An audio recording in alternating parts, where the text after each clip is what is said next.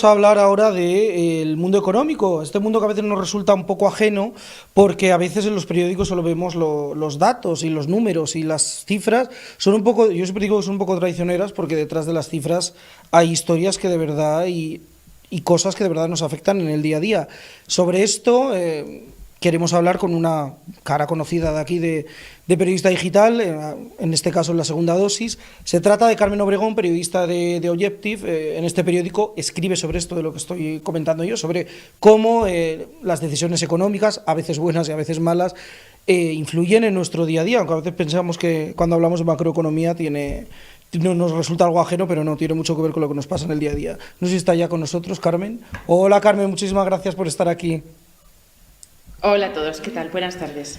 ¿Qué tal? Quería preguntarte, Carmen, sobre una serie de datos que he leído en textos tuyos en el periódico, en The Objective, y bueno, acababa de decir en la presentación que detrás de las cifras, que a veces son huecas, vemos un número y no entendemos lo que hay detrás, bueno, hay cosas que nos afectan y mucho. Por ejemplo, yo estaba leyendo unas cifras que habíais publicado que me llamaban la atención, que era que se estaban creando 23 puestos de trabajo por cada afiliado.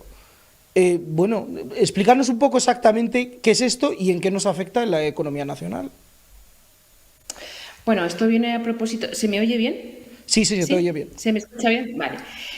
Bueno, esto viene a propósito de los últimos datos publicados por la Seguridad Social, afiliación y los datos de desempleo, de paro, que hemos conocido esta semana.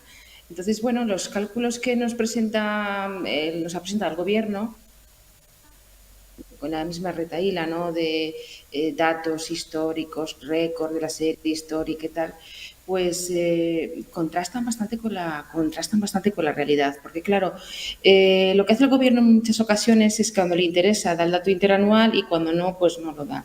Y va mezclando cosas. Pero lo cierto y verdad es que los últimos datos registrados de paro y de afiliación a la Seguridad Social en el mes de septiembre ya se nota, se aprecia cómo el mercado laboral se está resintiendo. ¿Qué ocurre? Pues que hay algunos gabinetes o organismos que hacen estudios económicos y que se lo toman en serio. Y uno de ellos, al que nosotros acudimos muchas veces como fuente, es la Unión Sindical. Perdona, es que estoy aquí con otros compañeros que están también grabando otra cosa. Es el sindicato USO. Pues bien, este sindicato lo que nos demuestra con datos de SEPE, con datos también de la Seguridad Social, es que, en efecto, si hay tanta afiliación y resulta que hay un número determinado de contratos, ¿cómo es posible que haya tanto paro? Ahí hay un decalaje. Bueno, pues por eso, de ahí se concluye que finalmente, por ese número de contratos y por ese número de afiliados, si eso fuera real, finalmente es que nos toca a 23 contratos al mes por cada afiliado. Esto es una barbaridad. ¿Eso qué quiere decir? Contratos cerilla, que hay muchos contratos partidos, que hay personas que durante un mes pueden tener 4 o 5 contratos. Si son 2 de media, es que hay algunos que tendrán 5, otros que tendrán solamente 1. Pero esa es la realidad del mercado laboral, que estamos en un mercado precario donde no se están cumpliendo los objetivos que inicialmente estaban planteados por el Gobierno. Bueno, es que visto con todo esto sobre la mesa, tal y como lo has explicado, Carmen, por hablar un poco a la pata la llana, podemos decir que hablamos de maquillaje de datos a la hora de vender estos éxitos económicos. Bueno, fíjate si hay maquillaje de datos que a día de hoy tampoco conocemos el número de fijos discontinuos y en ese grupo hay fijos discontinuos inactivos y algunos de esos fijos discontinuos han tenido varios contratos a lo largo de su periodo laboral en un año, ¿no? Entonces, claro que hay maquillaje de datos, eso es indudable. Lo que no sé hasta cuándo vamos a poder estar con esta estadística porque, bueno, es que no quiero adelantar mucho, pero una información que voy a escribir para mañana a propósito de los análisis que hacen un organismo nada sospechoso que depende de la propia Comisión Europea y donde hace un balance de cómo funciona el sistema español de empleo público, el SEPE, y ya te puedo adelantar que no sale muy bien parado. Y sabemos que el SEPE es el primero que hace la estadística. Así que a partir de la estadística, de ahí todo, políticas activas de empleo, contactos o relaciones con empresarios, para que no haya ese decalaje, esa descompensación que hay entre la oferta y la demanda. En fin, esto es como es. Y hay algo que no falla, es que somos los últimos en empleo en España y los segundos, también últimos, en empleo juvenil. Y esto es algo que se ha agravado, por cierto, en los últimos datos del mes de septiembre. Estaremos atentos a lo que publicas mañana, ya nos has lanzado ahí Ese el nivel. anzuelo para que estemos enganchados, que ahí estaremos leyéndote. Otra cifra por la que te quiero preguntar, que también he leído en uno de tus reportajes.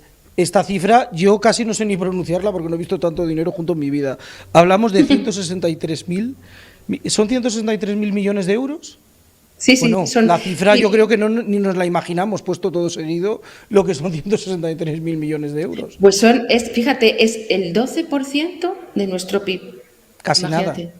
163.000 son más los 450.000 que piden los secesionistas separatistas catalanes, de deuda histórica. Son mucho más.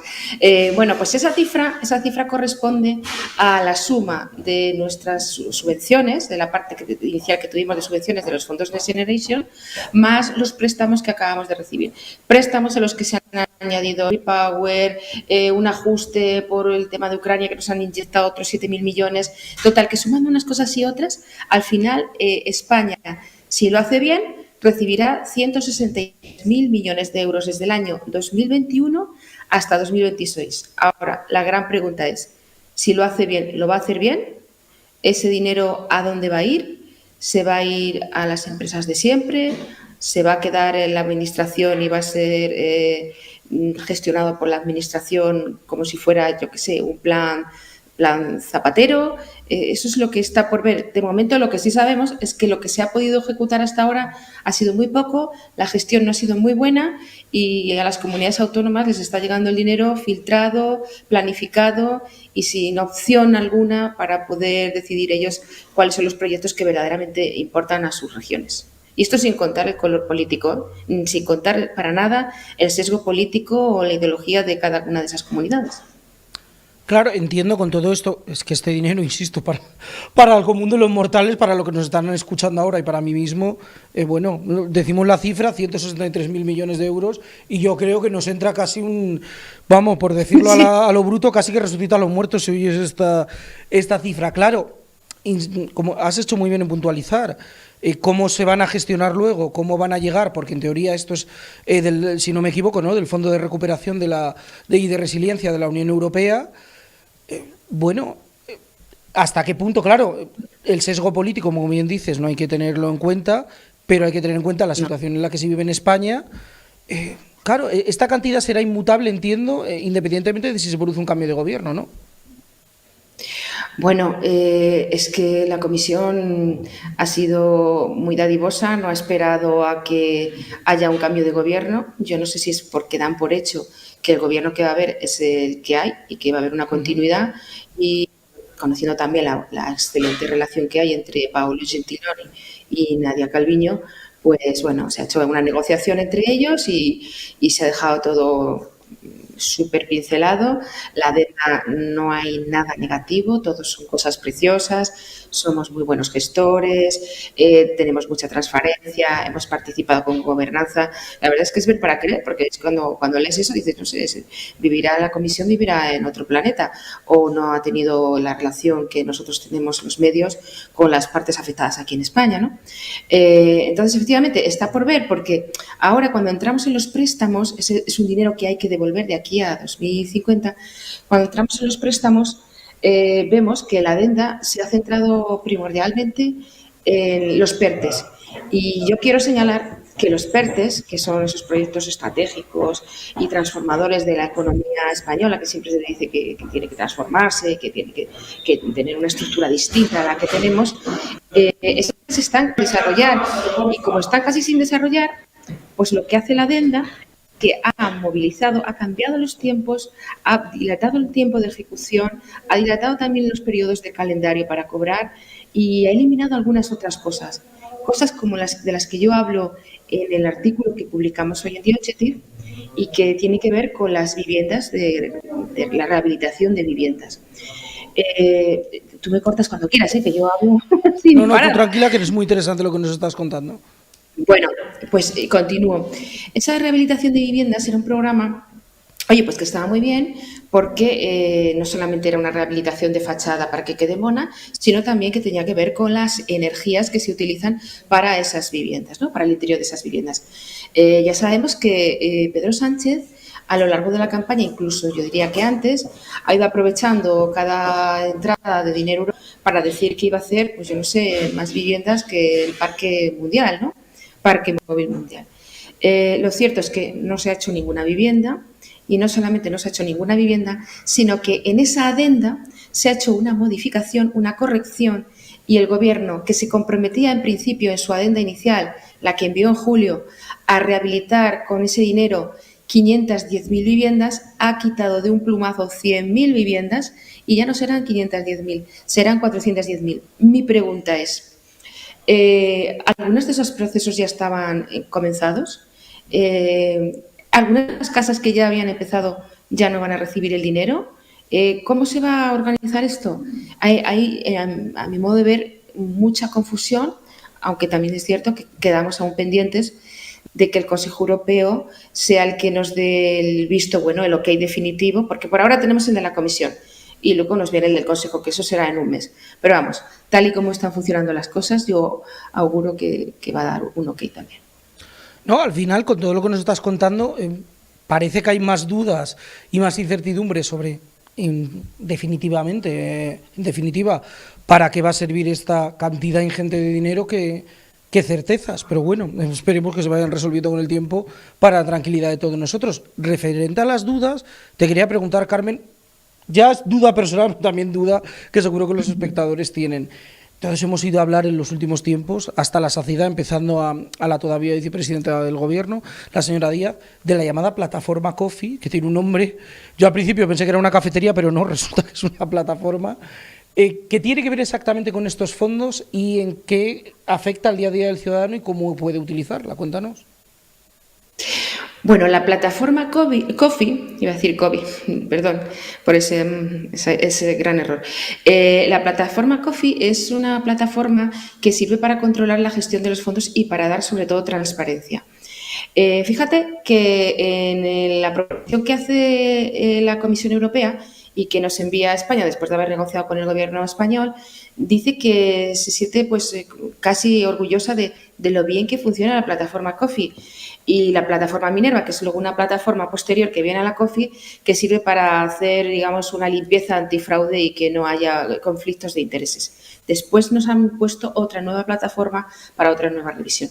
Bueno, la plataforma Coffee, si funciona bien, será a lo mejor los dos documentos que han llegado a la comisión, pero a mí me consta que esa plataforma no funciona todavía a pleno rendimiento y que da muchos problemas. Depende de distintos ministerios, hay unos que funcionan mejor que otros, pero la plataforma no está a pleno rendimiento. Pero mira, es muy importante porque esa plataforma, como te decía, lo que ofrece es visibilidad, ya no solamente para que la Comisión y para que el Parlamento Europeo, a través de esa Comisión de Control Presupuestario, controle la gestión de los fondos, sino para que nosotros, los ciudadanos, podamos acceder a ese control. ¿Tú has accedido alguna vez?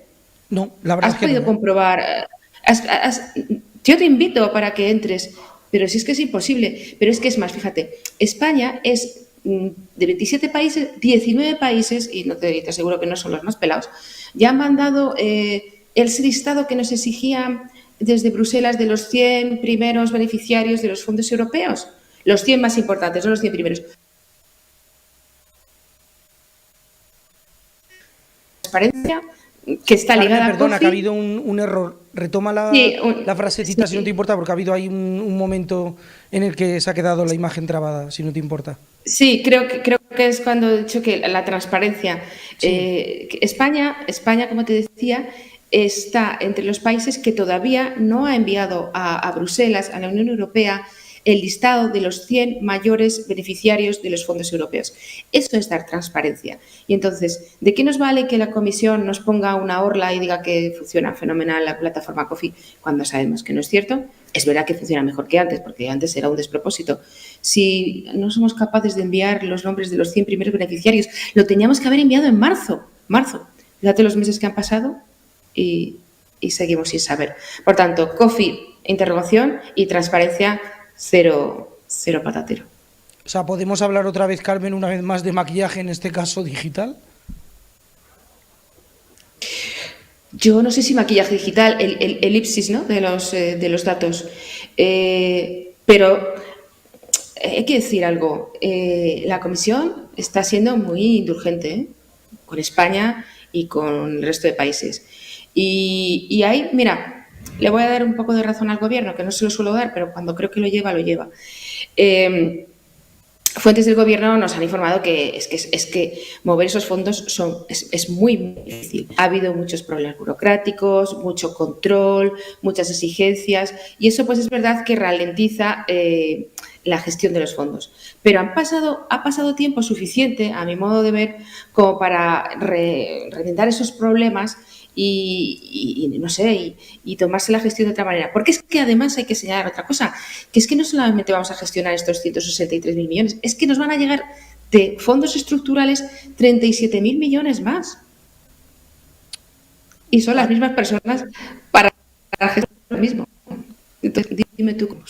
Has utilizado una palabra, Carmen, que me llama la atención, que es indulgencia por parte de la Comisión Europea.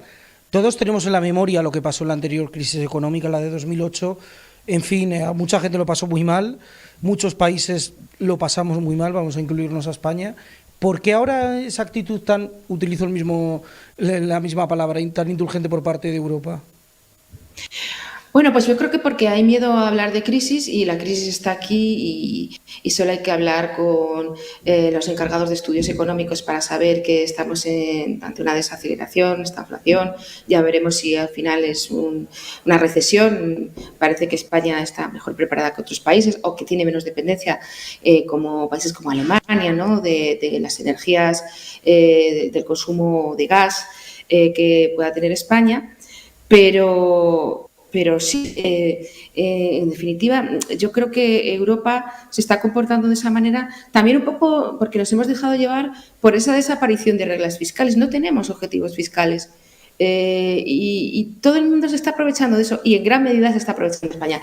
Es cierto que se está aprovechando todo el mundo, pero también es verdad que España se encuentra en una posición mucho peor, inferior al resto de sus compañeros. Dicen, es que Alemania, fíjate, está en recesión. Sí, pero Alemania tiene una deuda, un PIB de deuda de un 66%. Nosotros es que lo doblamos. Es que Alemania no tiene el paro que tiene España. Es que España tiene unos problemas estructurales que no tiene ningún otro país. Pero sí, nos hemos dejado llevar por una corriente de no se preocupen chicos, ya se pagará. El Banco Central Europeo ha sido muy laxo hasta hace poco. Ahora, por supuesto, tiene que tomar otras posiciones porque la inflación se vuelve a disparar. Es que la inflación va a subir. La inflación ha subido en septiembre, pero va a seguir subiendo porque vamos a tener... Ahora entra el otoño, entra el invierno, vamos a necesitar energías. Los precios de los carburantes, ¿cómo están? Bueno, pues a ver cómo acaba todo esto. Pero sí, Europa yo creo que no ha ejercido el liderazgo que tenía que ejercer y ya no solamente las reglas fiscales, sino también incluso en esta Agenda 2030, que es una palabra que yo repito mucho, pero de verdad es que me gusta. Es que es un despropósito esta agenda que tiene que ver con las energías y con el ambiente.